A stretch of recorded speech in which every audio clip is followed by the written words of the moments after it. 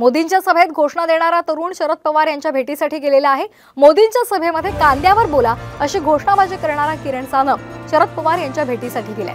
किरण सानप राष्ट्रवादी काँग्रेस शरद पवार गटाचा पदाधिकारी आहे।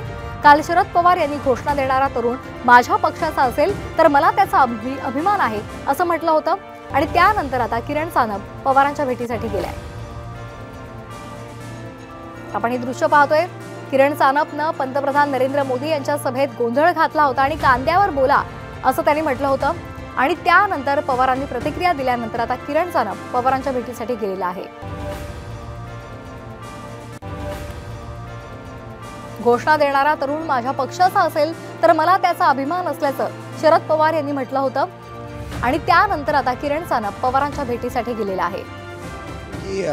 आमचा निफाड तालुका ही कांद्याची पंढरी आहे आणि ज्यावेळी पंतप्रधान इथे येतात त्यावेळी शेतकऱ्यांचा हा मोठा मुद्दा त्यांनी बोलण्याऐवजी धार्मिक तेढ निर्माण करण्यासारखे वक्तव्य केले। मी 15 मिनिटं त्यांचा वेट केला की ते कांदा विषयावर आत्ता तरी बोलतील, पण ते जाणवलं नाही की मला याच्यापुढे नंतर ते बोलतील आणि पर्यायाने मला न राहून हे सगळं करावं लागलं। मी त्यांना म्हटलं की तुम्ही कांद्यावर बोला। यासाठी शरद पवारांनी महाविकास आघाडीने तुम्हाला आधी काही सांगितलं होतं का? नाही, म्हणजे मी त्यावेळी तिथे ज्यावेळी होतो त्यावेळी सामान्य शेतकरी म्हणून मी तिथे गेलो होतो आणि कोणाचा मी पवार साहेबांच्या नावाने तिथे घोषणा दिल्या नाहीत, मी कोणत्याही पक्षाच्या नावाने घोषणा दिल्या नाहीत, मी तिथे फक्त एक सामान्य शेतकरी म्हणून गेलो होतो। तुम्ही पवार साहेबांचे कार्यकर्ते होते आहेत का?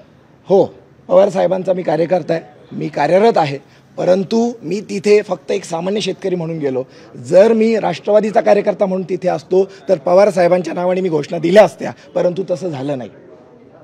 पोलिसांची काय काय कारवाई झालेली आहे? पोलिसांनी काय आपल्याला? पोलिसांनी त्या दिवशी मला ताब्यात घेतलं, माझे फोन वगैरे जमा होते। दुसऱ्या दिवशी मला तिथनं सोडण्यात आलं, माझ्यावर चॅप्टर दाखल झाली आहे आणि मला राजीनामा देऊन काल संध्याकाळपर्यंत सोडण्यात आले।